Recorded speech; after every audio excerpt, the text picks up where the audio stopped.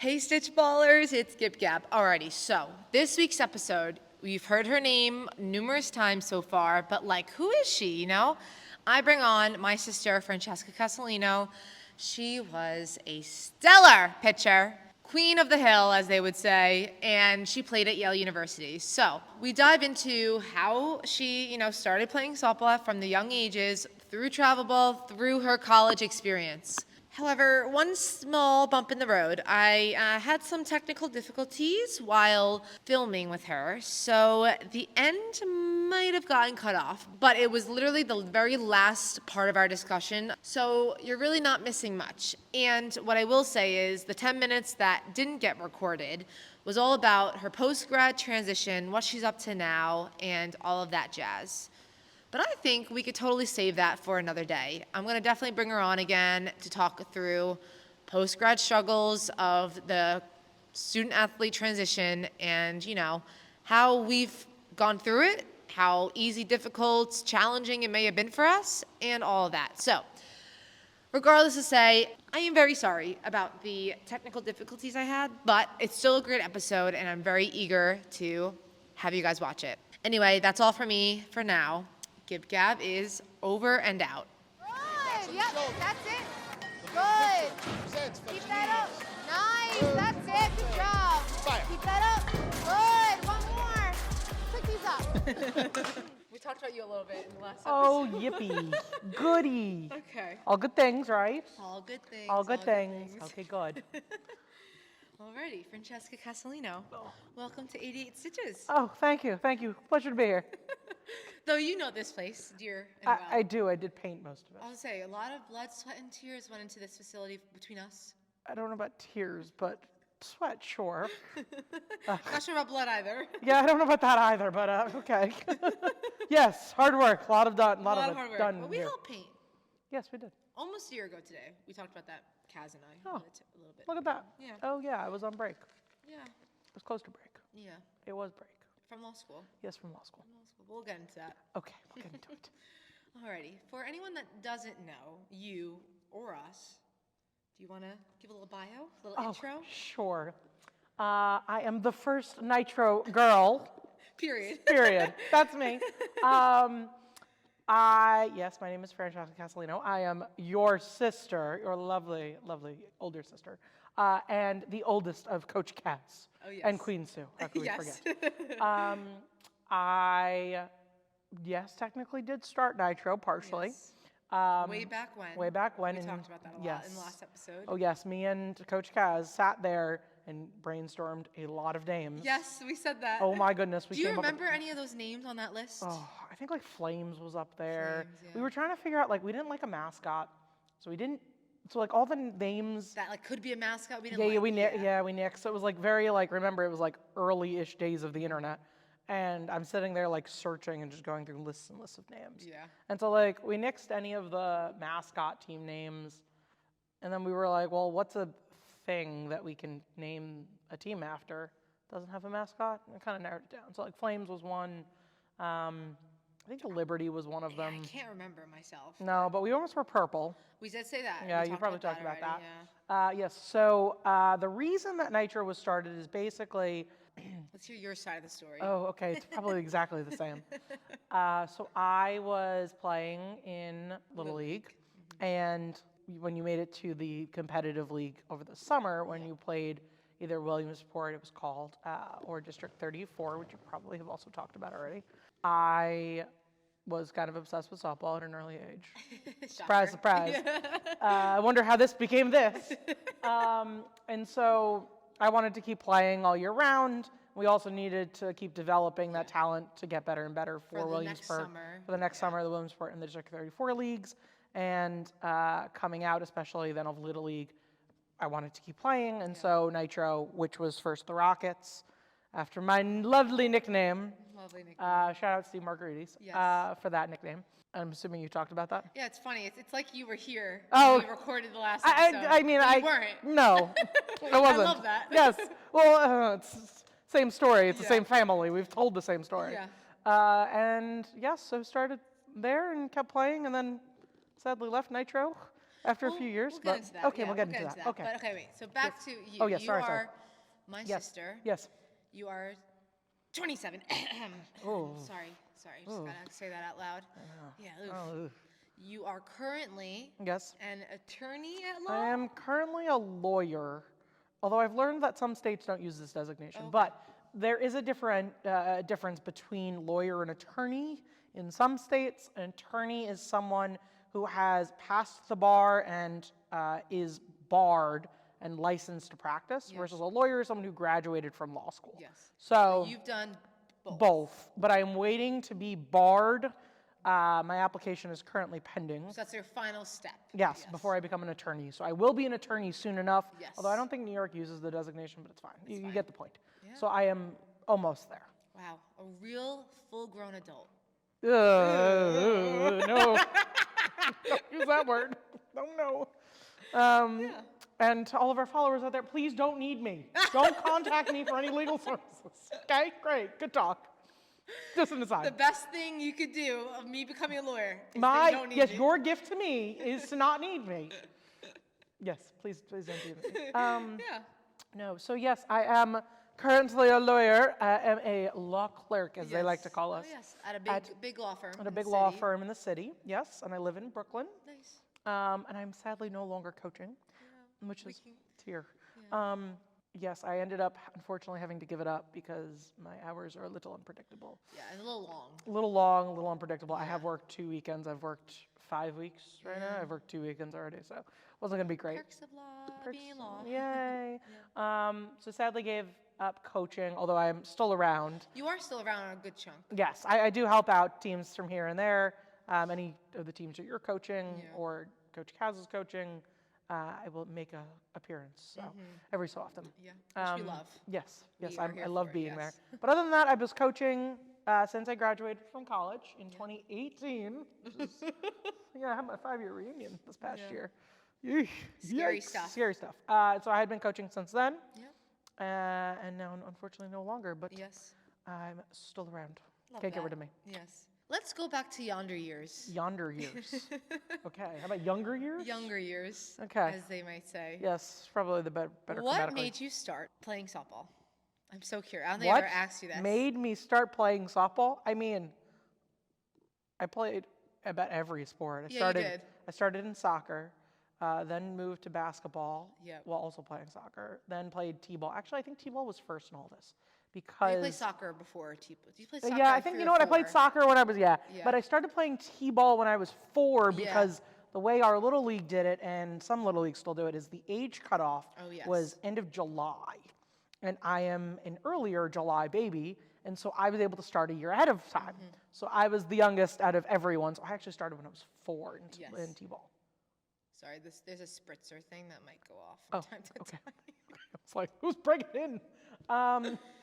So I started when I was 4, so I did that. Then was doing soccer, I started basketball. There was a little hint of cheerleading in there, but ugh.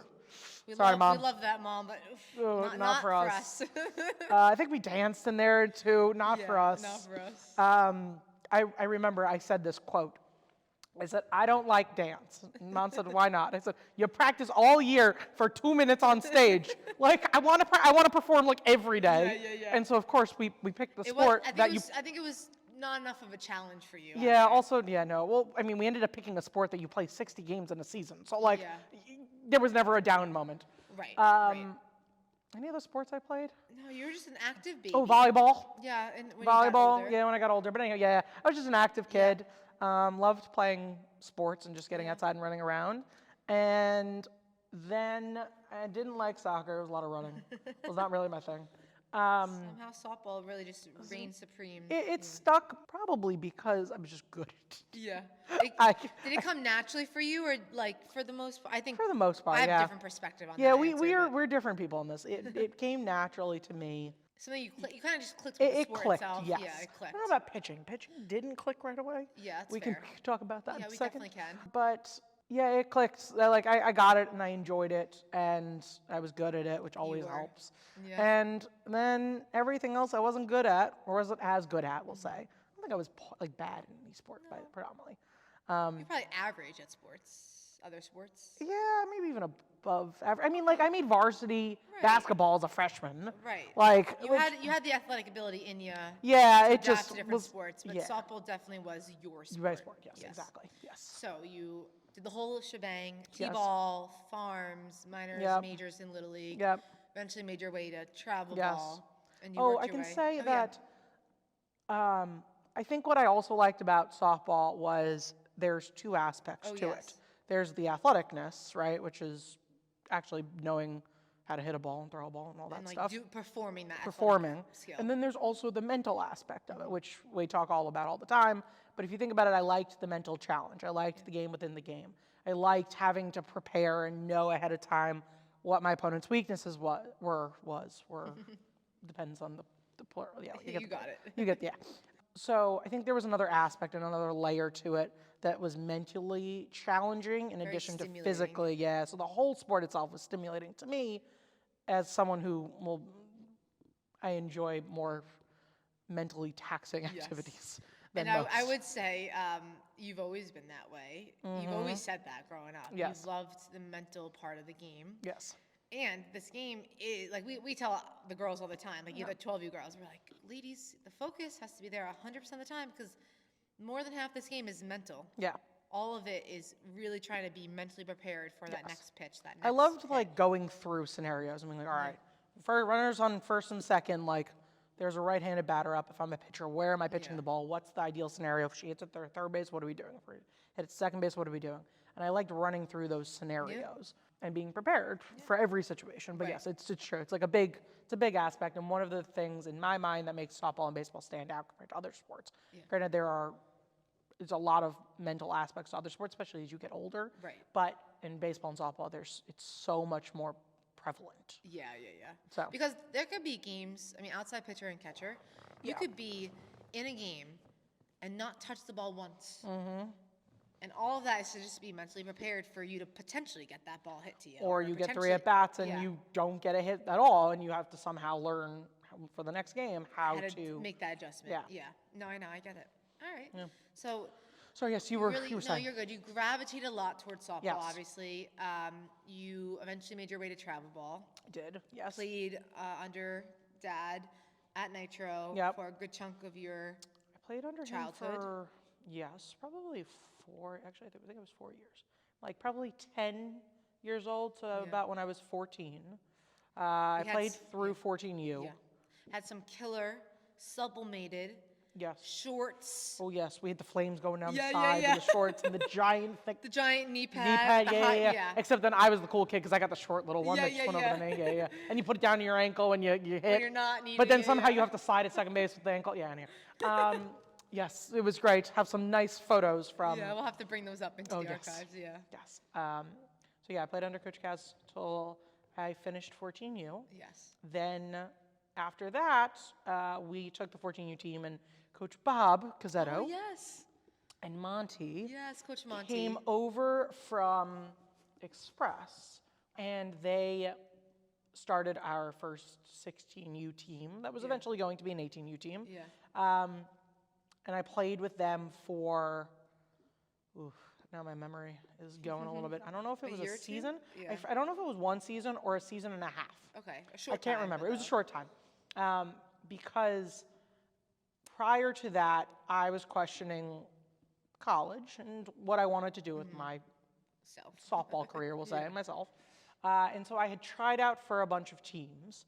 I tried out for Express, actually, and Monty and Bob at that time. Actually, so I think it was a year and a half, because I tried out for Monty and Bob's team, and they'd offered me a spot, actually, and I turned them down. And they ended up being my coaches, Nitro. Right. I had tried out for Sudden Impact. I had tried out for a few different things. I didn't try out for Team Long Island, interestingly enough, okay. because I think I made up some excuse. I think I was too scared to actually go. I was like, oh, these are all the best of the best. Yeah. And I was scared, and we'd ended up not going. I think it was raining that day, and I was like, Yeah. I'm not really feeling it. Right. I don't know. I came up with some excuse. So we didn't go. And I stuck it with the third Nitro. And then after, though, I was 15, I guess, at the time now. So maybe it around was. that recruiting age. Yeah. So I started going to camps and clinics. I don't know. Am I jumping ahead? No, you're good. Okay. I started going to camps and clinics, and everyone would be like, so who's Nitro?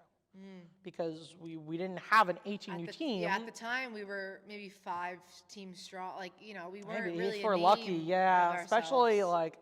and I will say I was going to some of the bigger name clinics with Division I coaches, and we can talk about Division I in a second. Yeah. And some of these coaches were like, "Oh, so who's Nitro? Like, why should we be paying attention to you?" I think back then, I don't know how much of it is now. No, I it's think not it's the- changed a bit now. yeah, but yeah, no, back then, the team you played for yes, really meant a lot yes. in Well, landing you a spot back somewhere. then there were less teams, right? Yes. And so there were the powerhouses of the region, Right. And those region powerhouses, Had like connections. Jersey Intensity, like Rhode Island Thunder, like Team Long Island, like some of these other big names, had huge connections, and there were only one team. There was no national team this, national team that. There was one top team, and that team, if you were on it, every coach knew who you were. And then there was lesser teams, but there were still, everyone was, how should I say it, centralized amongst these few teams. Yeah. So if you didn't play on one of these teams, the coaches didn't know about you. It has changed now because all of the teams, there's so many names, and every team has expanded to different I regions even feel and like locations. it's changed now with just technology. Like I can send a coach a clip, and it doesn't really matter who I play for. I'm still able to get my skills in front of them via a clip or whatever the deal is, and the name isn't as much of a deal as it was back then. Yeah, back then the invitationals were true invitationals, right? Like Yes. you had to be invited, and if your team wasn't, you're not getting And to this the was what, showcases. 2012-ish time. This was 2010 to 2014. Yeah. Yeah. Early 2010s. Yeah, so things have changed, and we've seen it so much now. So 10 it's not years ago. but back then it was like that. Yeah. So it was very different than where it is today. So you yes. made your way to one of the more well-known teams. I was at a camp, and this coach had said, "Why should I care about you? Like, who are you?" Oh. And I had said, "Well, I play for Nitro. We're a new organization, but I'm trying out. Actually, this was over the summer, Yeah. and I had told Nitro I was already leaving.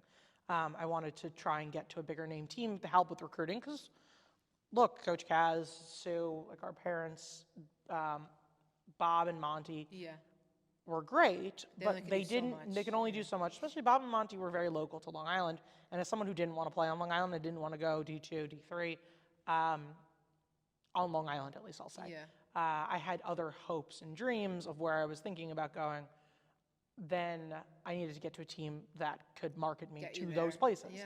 And so I had said to this coach, I said, "Oh, well, I'm trying out for some teams. For example, like Team Long Island, they eyes lit up, and they're like, oh, Team Long Island, I know them." Conversation changed in a pin. Yeah. Yeah, very much so. And so I ended up trying out for those teams. I made Team Long Island's gold team, which at that time gold was the best team. Yeah. And so on my team was the best of the best from all of Long Island, New York State, so upstate New York, which we call upstate, but Westchester. Central New York. Yeah, because Long Islanders Yeah. call upstate New York. And we even had a few people playing with us from time to time from Connecticut and Jersey. Nice. So it was kind of a regional team. Back then, again, the best teams were regional. So you had Rhode Island Thunder, which pulled from Massachusetts, Rhode Island, Connecticut kind of area. Yeah. Then you had Team Long Island. We pulled from New York, Connecticut, a little bit of New Jersey. Yeah. Then you had Jersey Intensity, which was Kevin O'Donnell's team when his daughter was recruited to Notre Dame. I actually went to the Notre Dame clinic and met Kevin O'Donnell That's there cool. because his daughter was playing, which Yeah. is very funny. But so those were the three big teams. Yeah. Newtown Rock was kind of up there too. Oh, right. Newtown Rock. Yeah. The Huskies were up there a little bit Yeah. too. But those three teams were the big teams. So And you knew Nitro at the time. We could not serve you in achieving and landing that D1 spot you wanted. So we saw elsewhere. Yes. Externally. And I will say, I mean, our parents, Coach Kaz and Sue, were very supportive of this. Yes. Coach Kaz had always said, at that point in time, he didn't know No. what to expect. He didn't know what he was doing because, how else would we didn't know anyone who was going through the recruiting process in softball. We didn't We know also anyone. didn't. They've never done the recruiting process. We've never done it. No. So we had no idea what to do at all. Yeah. And coaches back then, especially and many now, weren't helping. No. So it was really all up to us and trying to do it ourselves. So the team was a little bit of a Well, the added team extra, name was yeah. an extra, how to get out there. Because social media wasn't a thing.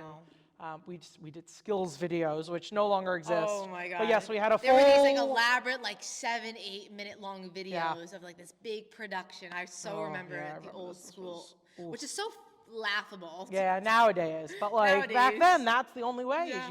Is you like filmed, like it had video, like photography set up. $500 to do a skills video. Yeah, It was insane. Yeah. So that's what you would send to the coaches. Nice. And so yeah, made that team, and Yeah. then my teammates traveled a were. bunch. Yeah, we were a big traveling team. You know, we got invited to the biggest tournaments out there, and my teammates were either all players who had already committed Right. as freshmen, eighth graders, sophomores Right. in high school, I who were remember already that. committed Which to is schools, which is insane. Yeah. To think of as an 8th grader, I'm committing to a college to play Yeah. softball. I don't even know what college is. Yeah, no, it was, and for them, like also coaches change and Yeah, coaches change in a matter of 3 years, and then now you have a new coach that you Yeah. committed to. Exactly. You have no clue who that person is. Yeah, it's No, tough. remember this was also the time before the early recruiting ban. So nowadays you can't get recruited or Right. you cannot commit officially early, yeah. that early. But back then you Back could. then, people were committing and verbally committing that early, Yeah. like very often. Very often, at yeah. the level you were playing at. Yeah. And so yeah, we went all over the country. I played out in Colorado, I remember the that. firecracker tournament. I did that once. I went down to Florida, played at the Disney Wide World of Sports. Yes, I remember that. Went down there. We never played on Long Island or even New York, honestly. We were always in Jersey, Pennsylvania, Connecticut, all the big name tournaments that we went down to. But so we went all over the country playing and meeting tons of people, playing tons of teams. Getting in front of a ton of colleges. Ton of college coaches. Yes. I would say before we even dive into the Yes. college Yes. stuff, I remember there was even like a New Jersey team that like called up dad. Oh right? yes, that was it was fun. I got a phone call from.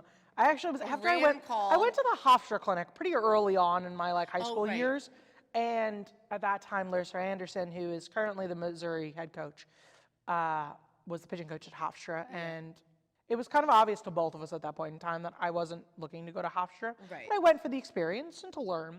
Yeah. And at that time, Bill Edwards was a huge, huge name, and I adored him. Yes. But I never was going to play for him. But Larissa had actually gotten in contact with a South Jersey team. Wow. Blanking on the name of the South Jersey anyhow. It's not that important. But South Jersey, we came back from a tournament when we had a message on the house phone. Yeah. That said, "Hi, it's so and so, coach from the South Jersey team. Yeah.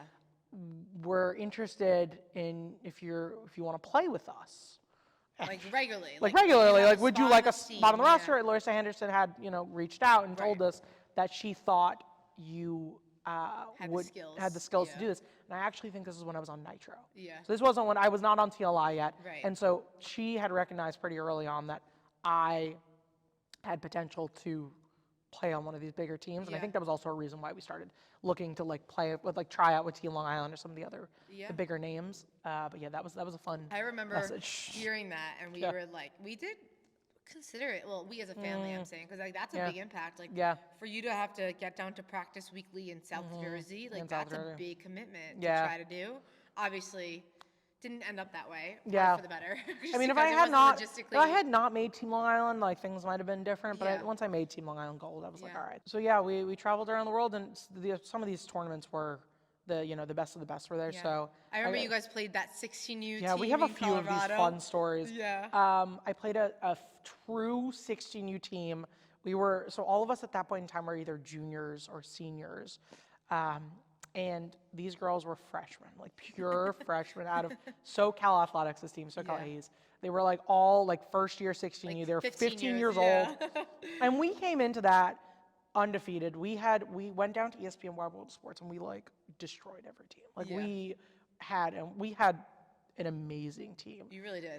We had slappers who could get on base. Then you had the power hitters who can line people in and hit the home runs. It was phenomenal. Everyone was producing. Everyone was at the top of the game. Yeah. And it was phenomenal and fun to play with. Yeah. And we were like, oh, we got the 16U team. Like, it's gonna be Yeah. a nice, easy game. We'll stack them around Yeah, all day, we'll be yeah. fine. And they came out and put up like 14 runs and 2 innings on us. And You guys like, and we couldn't get a run. We were all the way up, like, what just happened? Yeah, that was. it was a lot of fun. It was, yeah, and then we come to find out that Auburn's head coach and pitching coach, and I think it was Alabama's pitching coach, were behind the backstop, like gunning the pitcher because none of us could get a hit. And like, we had come into that tournament like I had 3 home runs, like some of the other girls had like multiple home runs. None of us can get on base. I think it was like a no-hitter, honestly, is what this girl pitched. And we were like, what the heck? Yeah. Like, this girl is 15 years old. I wasn't at that tournament, but I remember hearing those stories. That was a fun one. And the other one, which was out of Disney, that was a fun one. We played so well that tournament. We played a young team that one. We did destroy them. Yeah. But Coach Cass was just standing behind the backstop watching us. Yeah. And, you know, some guy comes up to him in his gear. He was a college coach. So he's peeking around. And he was peeking around and like watching. Obviously, it's not someone on our team because we were all juniors at the time. And most of us had already committed. I was one of the last to commit because of Ivy League. We'll talk about that in a second. Yeah. But Coach Kaz like looks and does like a little double take and it's like, who is it? And it's just Patrick Murphy from Alabama, just big deal. casually standing there recruiting. There was the first baseman on the other team. We're looking at her because she was also a freshman at that point in time. But I was just like, this is wild that you're at some of these tournaments with these people. And these college coaches. These college coaches, It's crazy. So look, Team Long Island did its job. It got me in front of the right coaches. And it got my name to where I wanted it to be, and then The rest is history. yeah, the rest is history on that. So. Before we jump, though, Yes. I want to just set the scene just a little bit Oh, yes. with some of your high school stuff. So, Yes. obviously, I'm your younger sister. I'm going to brag about you just a bit. Okay, all right. So you were pretty dominant in high school softball. Yes. Which makes sense. Yes. Fair. Makes sense because I threw a rise ball, and mostly any other pitchers on the island did not. And yeah, Kaz and I in the last episode talked about you and your rise balls and your revs per second and how elite they were. But I remember in high school, your senior year was like your year. Yeah. And you hit your 500 strikeouts record, which was an awesome time. We were at Deer Park. Yes, I remember the sign came out and everything. Oh, yes. That was a fun time. The balloons. And just so everyone knows at home, you were the lone senior on our high school team who had 7 sophomores in playing defense against her in the field and batting in the lineup with you, and 1 lone catcher freshman. That was our team. That was our team. She was the older sister, every single girl on that team. But I think you really carried that team. And we won counties. Yes, we were first time in history for our high school. We won Suffolk County champions that year, and we put up a good fight in Long Island Championship. The Long Island Championship game, we played 4 of my teammates. Yeah, who, that was like a 5-6 stacked senior team. Yeah, they were all state. They all were committed to go D1 and D2. It was and like David versus Goliath. Yeah, no, we had no chance being in that game. No chance. And also, then we were facing a pitcher who also threw a rise ball, and because I was the only one who threw a rise ball, like I didn't pitch against us, and so we had no idea how to hit it either. It was a tough game. It was a tough game. I mean, we lost 4-3. It was like a very close game. Yeah. We had no business. Even being in the game, even having it being close. Yeah. But you know what? It was eye-opening also for me that season because I was used to playing on the team where your travel ball team that we just talked about. Yeah, everyone would just show up and do their job and then leave, and like there was not really like a team aspect to it because like we all knew and we trusted each other that everyone would do their job. Right. And we'd win games and we move on with our lives. Yeah, but for high school, I had to every single person support and really learn what it meant to be a team player. Yes. And now to be a leader, both on and off the field too. A lot of these younger girls who had never played varsity ball, let alone higher level travel ball. So it was a learning experience for me, but it was something I'm most proud of. Yeah, but it was a core memory of you and your softball experiences. Yeah. So that was high school ball. Yes, that was high school ball. So along the way, your junior, senior, when did you commit? Oh, so I committed. Okay, well we can start just generally from the beginning. You know, I had always. Oh, right. Let's start at the recruiting process. We'll start at the recruiting process really quickly here. Call. So, you know, I was a little late to the recruiting process, and I was a little late to the Division I recruiting process. I was, like I joined Team Long Island, and all my teammates were already committed. To the D1. Division I schools, and I came in, and I never said I want to go D1. I want to go D1, but like I was Deep pretty high down, achieving. yeah. I always said like I want to go to the best school that I can. Yeah. And so I started off emailing about 60 Division I coaches. I remember that. You had a whole spreadsheet, 60 Oh, yeah. weekly emails, 60 emails each week. I think it's 60 Insane. Division I. I think I also had Division II and Division I'm sure III you on did. there. Yeah, Anyway, at least 60. I wrote so many emails, all these schools, and I got Tim Walton sent me a letter, a hard copy Who was letter. that? Tim Walton, coach of Florida. Thank you. It was a generated. Yeah. It was generic like a generic mail, yeah. letter, but I got a letter from him. I still have it somewhere. In your bedroom. In my, so I got a letters, but no, I had no chance there. Yeah. But yes, I was a little late, and the other thing about me though at that point was I didn't know whether I wanted to pitch. Oh, fair. That's a big thing, right? At the college level, Yeah. if you're a pitcher, you're pretty much a pitcher. Yeah. And on you, on the other hand, talking from experience, and as your little sister, There you go. you could hit Yes. and you could pitch. Yes. And typically that doesn't work well together at the college level. Yeah. And it's especially more difficult because you're doing double the amount of work As a pitcher. and a hitter at that Yeah. point, right? Like most of the fielders are just doing their fielding and their hitting. And But as when a we're pitcher, doing hitting, you're pitching to us. yes. So you don't like, get any cuts. No, there's no reps. no, none of that. Yeah. And so for me, I was debating whether I wanted to do double the amount of work, or if was there even a place for me that I could go to that the coaches would let me do more. Yeah, because typically, at least, I don't know if it's more common nowadays, but I remember when you were recruiting, Yeah. a lot of coaches told you got to pick. And I think it still is because it's Yeah, and pitching that's is so so fair. hard. It's so fair. It You really takes got to so be much. stellar at both and maintain that Yeah. workload to be able to prove yourself like that way on the fields. Yeah, it takes a lot. So I at first had said, I'm gonna be a first baseman, and I wouldn't really like That's first how you base. went into the recruiting process. I went you're into like, the yeah. I want to do hitting. Yeah, I want to be a hitter. So you're like, all right, and I'll be a first baseman. First baseman, or I can play third, or I can do, whatever I'm needed. And I had done that for a few. I went to Notre Dame's clinic, and I did not pitch. Yeah. Also, mind you, like, I am 5'7". Yes. Okay, I'm not really 5'7". I'm like 5'6" and something. But 5'7" on 5'7", paper. yeah, on paper. On the roster, at least, I'm 5'7". Yeah. And top D1. Yeah, The biggest difference of top D1 or even D1 in general versus any other division is size. Is size. You can't I, teach size. That no. is fully genetic. No, and a lot of things about the pitching motion, right? It's about Right. whip and it's about explosion off the mound. And my legs are not as long as someone who is 6'2". Fair And enough. so my arm is also not as long as someone who's 6'2". So they get more whip Yes. action, they get more explosion. And so therefore my max of velocity that I could ever hit was never going, like I didn't have as much potential, say it Yeah. that way, as in terms of velocity as Yeah. some of these other girls. So I knew I was on the shorter side, even as a first baseman. And I probably not that wouldn't have that made it. hindered you, but it did allow others to kind of rise above in Yeah. terms of like what the coach is looking at that clinic.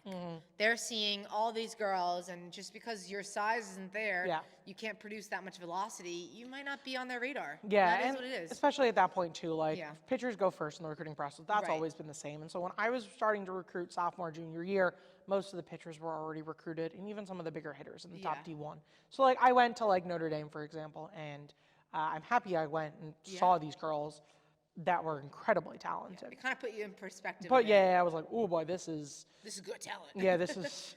Notre Dame, but also, most of them were committed at that point for Yeah. my year. Yeah. So I was like, all right, like late to this, the game, it was a right. little late, which was for us. We had no idea. So. Yeah, we didn't know, right? So I started. So that I was questioning that. The reason I actually ended up pitching was I went to the Princeton clinic. We'll talk about my Ivy League in a moment. Yeah. But I went to the Princeton clinic, and the coach was like, "Oh, I saw on paper that you're a pitcher. Oh. Like, can you pitch for us?" And I was like, I didn't know that happened. I was actually there at Yes. that clinic Yes. with our cousin Jade and our parents. Yes. I watched it, but I don't remember that that's what happened. Yeah, Wow, she was that's like, funny. I saw you're a pitcher. Do you want to pitch for us? I was like, oh, well, I'm not really recruiting to pitch. Yeah. But I mean, I can if you'd So like she me was to. one that kind of put that perspective, like maybe I should revisit. Yeah, maybe I should do this. And I did that, and she's like, you're pretty damn good. I was like, oh, well, Okay, good to thanks. know, I appreciate yeah. that. And so after that, I think word got around the Ivy League Yeah. that I was a pitcher also. Yeah, and so because if you make the decision to recruit Ivy, you kind of recruit most of the Ivies altogether. yeah, so And Ivy those coaches League, talk. yes, yeah, Ivy League especially is because there's only so many girls and players generally for cross sports that have the academics to get into an Ivy League school and also have the athletic ability to play at Division I level and be competitive at Division I. And so it's a small pool, and so everyone's usually recruiting the same people. I had like Cornell and Yale and a few others came to some of my games together and sat together because they all knew. They're all friends. Ooh, yeah, they're all friends of talking. But when I was recruiting, I knew that I was good in school, right? Like You always had the grades. always had the grades, and I knew like I talked about earlier, I liked the mental challenges. Yes. And so I had known that I wanted to go somewhere that was going to challenge me academically. Yeah. And so the obvious choice. When did you kind of start thinking about, maybe I can go Ivy? Well, the joke of the story, as we always like to tell. So sophomore year, I was writing to 70 whatever coaches. Yeah. And among them, I said, I'll write to Harvard because why not? I write to Harvard. And I remember one of our parents being like, "You're writing to Harvard?" I was like, why not? It's Harvard. Harvard. And it was the big joke, but I was like, yeah, why not? And then I think I got like the generic email back. It was like, oh, we're having a clinic. And I was like, oh, let's go to a clinic. And I went to that clinic with you and Mom. Well, this was, hold on. Well, that was beforehand. Okay. I got this generic email and I was like, we should go to a Harvard clinic. And Dad's like, and waste what money are we doing that? For what reason are we going? And so I didn't go. And then I went to a high academic clinic. And I had met a bunch of coaches there. But it was before September 1st, so I couldn't actually talk to any of them. But I went to that clinic, and I was like, I actually think I can do this. Like, that clinic opened your eyes to the high academic colleges out there. Yeah, and even like the people now that you're competing against. Yes. Yeah. And I was like, I think I'm actually pretty good. I was like, I think I can do this. Yeah, and like I had Division I interest outside of Ivies, and I was like, honestly, like, maybe I'll try this. I'm like, let's see if I can go to a high academic school. Yeah. And so I started like thinking about it, and then I didn't talk, but I like had seen like the Yale pitching coach was there at that clinic actually, and I was like, I was thinking about it. I was like, I could do this maybe. The Yale clinic came around, and I was like, what, like let's go. Why not? We'll go to the Yale clinic. So I went, and now it's okay. And so we drove and we went up that morning, and I did my shebang. When in the process was this? This was November of my junior fall. So I can talk to coaches now. Yeah, like this is like junior year, big time. Big time. For recruiting.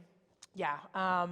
And so I went, and you do the whole like you go through the clinic, and then afterwards you stop and you talk with the coach. Yeah. And I walked up to them and was like, oh, thank you, coaches. Really appreciate it. And they're like, actually, do you mind like sticking around? We want to talk to you a little more. I was like, oh, okay. Yeah, you're like, oh, okay. I was like, Dad, they want to talk to me more. And so we stuck around, and they were like, we saw you at that clinic, the high academic clinic, and are really interested, actually. What are your thoughts? Are you thinking high academic? Do you want to do this?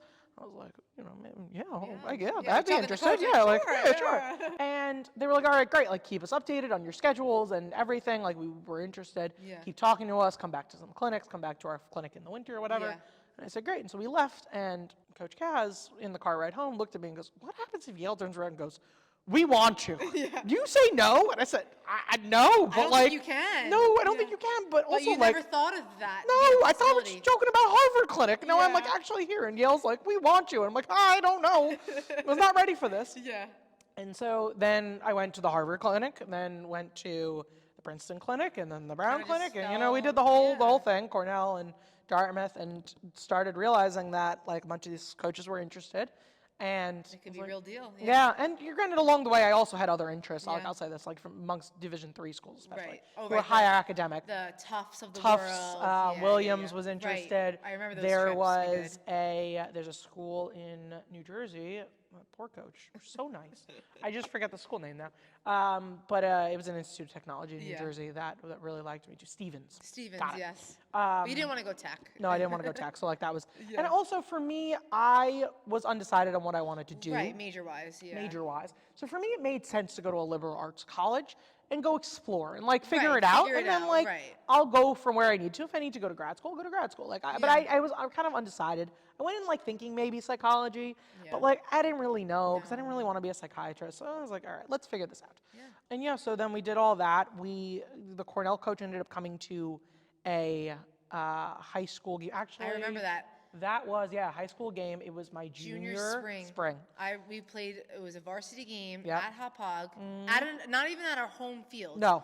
At the away, like other high schools' fields. And there comes the coach, the head coach, and the assistant coach. They came in their fully red Cornell gear, sat in the middle of our parents in the stand, and just didn't say a word. Just watched us play. Yes. It was a good game. Yeah, we won, We won. obviously. But it was for me, I was like, oh my God, a college coach is here watching you play at a high school game? That's insane. Yeah, that was never heard of. Yeah. Like, it still is not really heard of. Not like, heard of really in softball, let alone like on Long Island softball. Yeah, no. Yeah. And when you started getting further along in the process, what were your like top schools? I guess Ivy. Yeah, so at that point, so after our high school season had ended, I was like, all right, let's start narrowing this down. And so my top schools at that point were Yale, Cornell, Tufts, Williams was up there. I really liked Princeton, but Princeton was going a little silent. Right. So you can kind of. I had known there was another pitcher they were interested in, so I was Yeah. assuming that they were starting to go that way. I was interested in them too. Yeah, I went into the travel ball season before my senior year. Yeah, the summer before your The senior summer year, before my senior year, with a bunch of these schools that I knew were interested, had not offered. Yes. And I was potentially starting to get interested in. I will say with all this is the Ivy League process always is a little bit later than every other process, and it's, especially back then, it's changed a little bit now. They wanted to have an ACT or an SAT score because they needed to know, like, if we're going to be interested in you and offer, you need to actually Even back you up. you need to be able to get into the school and have a chance. And so, like, if you had a really bad SAT or ACT score, And they just cross you off the list. off the list. So it was a little bit later. It was still the same general process. So I had gone into fall ball summer season, and Cornell's pitching coach, Yale's head coach, and Yale's pitching coach came to the same game. They all sat together. All sat together. Actually, the Yale head coach was behind the backstop with, I think there was another coach there. I forget who it another was. college, not Another for college. you. Yeah, it wasn't for me. And the joke always was whenever Was this out in Colorado? no, actually, this was down in Edison, New Jersey. Okay, in New Jersey. Okay. It was one of the early tournaments. And then the Yale and the Cornell coach had sat in the outfield together. Okay, wait. So Yale Cornell coach out in the outfield, and the other Yale coach Was behind the backstop, Okay. yes. And so at that point. And also at that point on your travel team, one, most of your teammates are committed. Yes. Two, most of them don't have the grades either. So they No. everyone knows that these coaches are here for you. Just me. Yeah. Just to see me. And so at that point, I wasn't pitching. The head coach at Yale had, shown up, and I was like, hey, coach. Was that your first time they showed up to a game of yours? Because you saw them at a bunch of clinics. Yeah, I think that might have been the first. Was that the first? I can't remember, because Yale head coach came to Colorado. Right. And she had seen me in Colorado, which was Fair. very funny because our head coach was stuck in the mountains in the Rocky. He went on a trip. We had like a later start. He went on a trip and got stuck in the mountains and sent over his like lineup to our coaches. And the lineup comes in and I'm in center field. And on the bench. Which you're not a center fielder. I love you to death, but you're not a center fielder. I mean, you could just shove me in left field, like I'll catch a ball. Like I'm athletic enough to know how to like track a ball.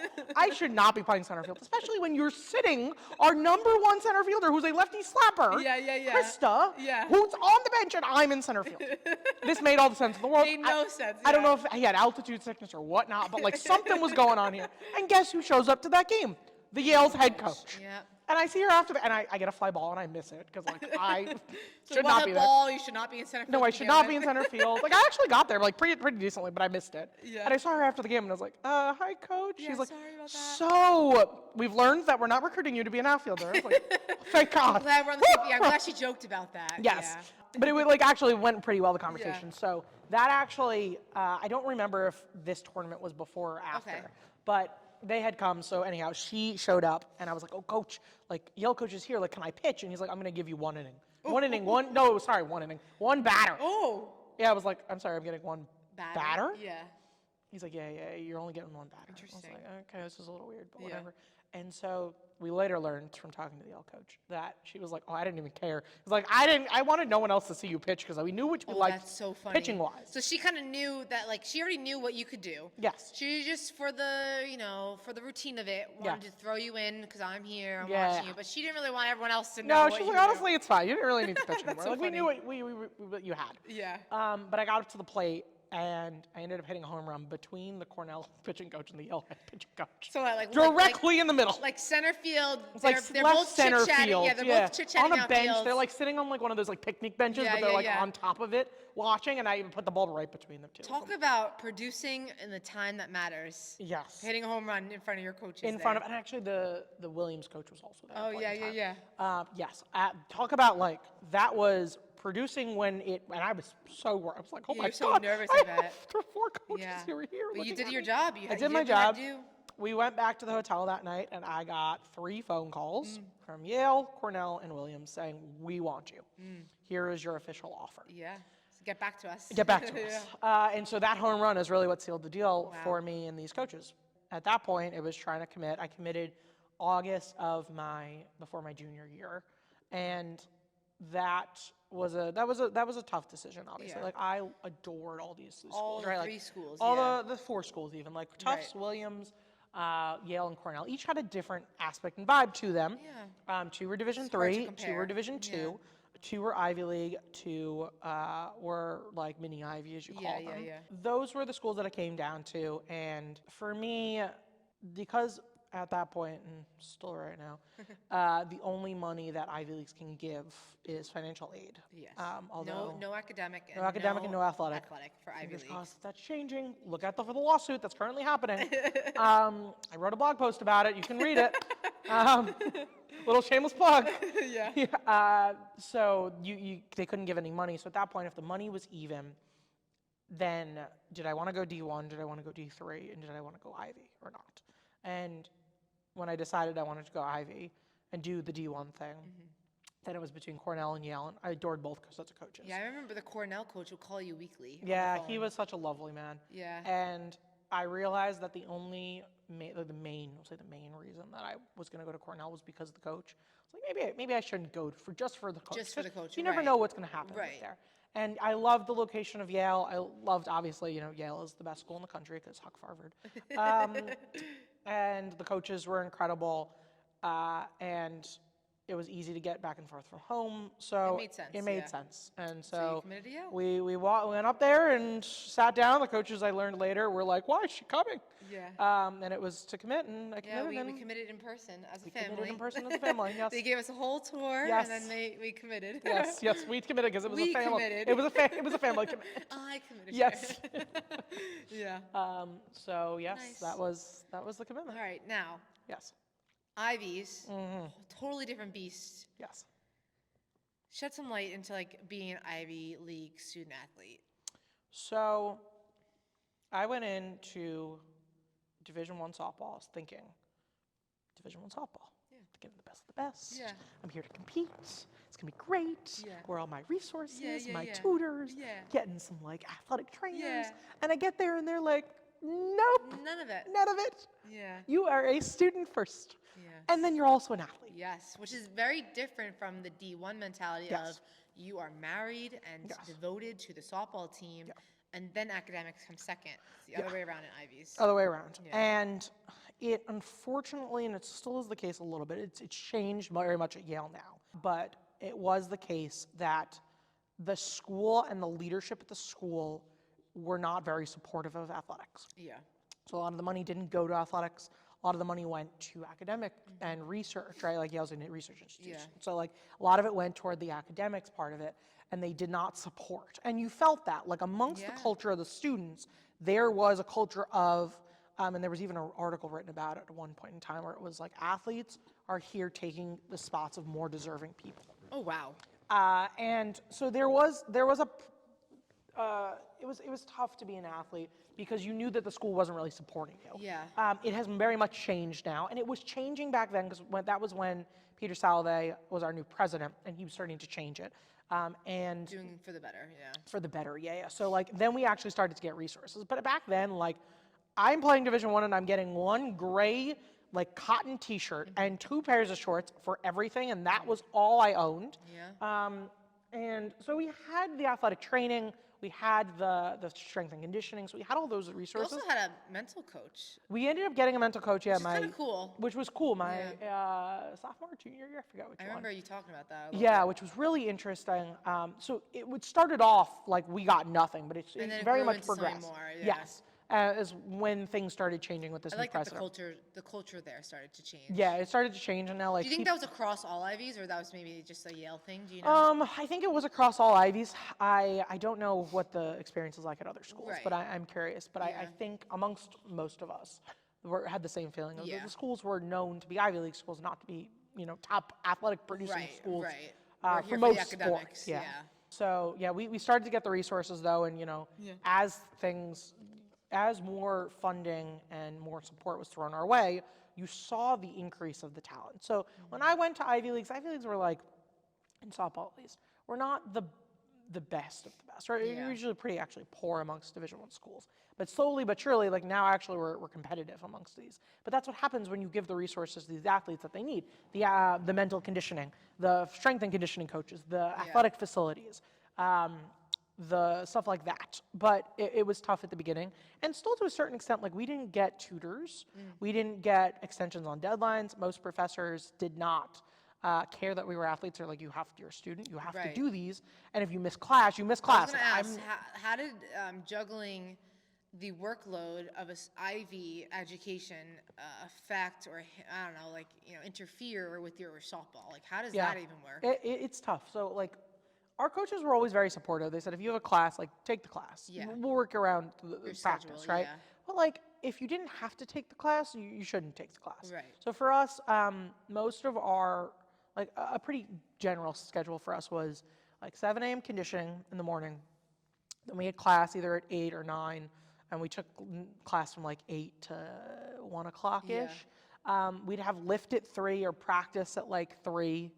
Sometimes practice at 1, but that would probably be like 1 to 5, 3 to 5 range. Then we'd come home, we'd eat dinner. Then the way our classes worked is if you had a lecture class, they have a discussion section at night. Right. Well, they had a discussion section that was mandatory that you take outside of the lecture. There was sometimes a night section. If there was no night section, it was during the day. And during the day, during practice. And so for all the athletes, we didn't have first choice. And so if you couldn't get into a discussion section that was not during practice time, then you couldn't take the class. Yeah, it's And so you had to vie for these nighttime classes. And most of the time we got them, which was good, because like, what normal student wants to take an 8 o'clock class? Yeah, no, Like, at night. no, Yeah, at night, no one wants to. So fair. So yeah. it was okay most of the time. But still tough to juggle. Still tough. So we'd come home, we'd eat dinner, we'd go to class, and then come home, finish our reading, and go to bed, and repeat it all the next day. Yeah. And so it's exhausting physically and mentally, because you're doing the academics and all the studying and the lessons and the essays, while also doing all of this physical activity all at the same time, and not having any support for what times the classes were. They didn't leave the dining halls open for us. Yeah. So like you had to make it to Right. there. That always was a big thing. I remember you sharing, like, you guys would hustle to get back to the dining hall because it was closing in 10 minutes after practice or whatever. There was no food left There was at that no point. food left. No. It's tough. It's tough to be a student athlete, especially at Ivy League. Yeah, we had such a unique way of living at Yale, but like Right. it was not conducive to the athletic Athlete lifestyle. lifestyle, yeah. So our dining halls were only open certain hours for breakfast, lunch, and dinner. Nothing in between. There was no late night really options. None of that. So like if you missed dinner, like you You missed had to dinner. eat something in your Like my mac and cheese box, or go somewhere and buy it. Right. So it was tough. Even in season. In season was also tough. Like I wrote research papers on buses because I couldn't get an extension. I took exams early. So like some professors would say like, if you can't make it, like I had a class, like whatever it was like 10:30 to 12 or whatever it was. But we had to leave for Florida for a spring training trip. in the morning, In probably. the morning. Yeah. And so they were like, oh, you can come and take the test at like 8 a.m. But they couldn't let me like push it or anything. I had to Right. take it the morning of, and then we left for the flight at 10. Yeah. And so like you do that, you don't. The story always was like, most people who go on these trips like are just chilling in like airports, like reading magazines, watching sports, and Right. for every Ivy League team, like we were always studying. Always doing work in the airport or yeah. after games. Like you Right. go and play your games, you go back to the hotel room, you do And to work. think about that, right? Like you just played 2 games against, you're fully exuding all your physical energy, and now you have to mentally try to shower, eat some dinner, and like go to work again. Yeah. It's crazy. It was exhausting, and there was always a joke like whenever we had break, like spring break, and we were on campus, but we're not doing anything because we're just playing. Like this is what everyone else gets to do. Like you just get to worry about softball, and like this is a nice lifestyle. But like even in the preseason, Division I especially, you go and you travel like 3 or 4 weekends in a row where you're gone Wednesday through Sunday. From like what, February on? Yeah, February and March, and you're only in school in person Monday, Tuesday, and potentially Wednesday. And so, but doing that consistently over and over and over again, you miss a lot of class, and then a lot of assignments you got to make up. And I remember getting to that end of that, and I was like, thank goodness, I am done.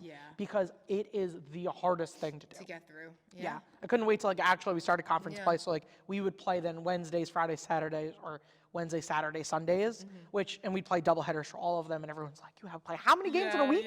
Playing 6 games in a week? I'm like, honestly, but this is better than those tournaments, man. Those were brutal. But so it was tough, but it was. Do you have like any tips or advice for anyone that's trying to go high academics Ivy, or like based on your experiences, do you have anything to like share with them? Yeah, I will say like it's very difficult, and it takes the right type of person, and it's not for everyone. So like first make sure you actually want to do this, because it's a lot of work. But there's nothing more gratifying, and I would never have changed it the way I wanted to. So just look within yourself and first decide if this is something you want to do, because you're not just being an athlete, you're being, and like we were saying, like you're a student first, athlete later, but you're still an athlete. Like you're still doing fully full Division I athlete, like with multiple days of training, multiple training sessions in a day, every day of the week. So like, is this something you want to do? And then after that, like make sure you dedicate yourself, because if you can't do it in high school, you're not going to be able to do it in college, because it's just what you're doing in high school, but on a greater scale. Yeah, it's 10 times. But it's worth every second. Just actually going into it. Really think about it. Yeah, because, and you know what, like, everyone says, oh, I want to go D1, I want to go D1. Like, D1's great, don't get me wrong. Like, it was incredible to play some of these teams. I went down to Auburn, I played Auburn the year after they lost. California, like California we were in Texas, in Houston, we went to Maryland, I played Duke, I played Maryland, played some of these phenomenal teams, and it was a great experience, but like, it's not all it says it is. Like, if you want to have a life outside of softball and academics, don't go to Ivy League. Don't do it. And I almost didn't, and it would have been a lot of fun. And I would have. But it would have been a totally different experience. Totally different experience. So Alrighty, and any last question on the Ivy experience? Any like favorite memory, or like favorite, I don't know, like thing that really tops the cake for your time at Yale? Not that you have to have a specific one. I know that's hard. I don't even know what I would say, but I mean, softball wise, I will say, like, I had so much fun and like adored all of my teammates. I think one of the most fun memories was we went down to Auburn and we were playing, and we were between games, right? So like we were just like, we went up into the stands to watch the game going on and eat lunch, and like you had these two older people, Auburn fans, wearing Auburn gear, and the gentleman looked at me and looked at the shirt in a very southern drawl, and I cannot do accents to save my life, so I'm not going to try this. But he looks at me and goes, Yale, like the Yale? In a deep southern accent. Yeah, in a deep southern accent. I said, yes, in New Haven, Connecticut? He goes, oh. And I'm like, I'm sorry. I'm here standing there looking at Auburn being like, you guys just lost they lost in the national championship the year before. And I'm pitching against and you're these like, people. oh my God, Auburn. And then yet the people in the stands are like, oh my gosh, Yale. And I got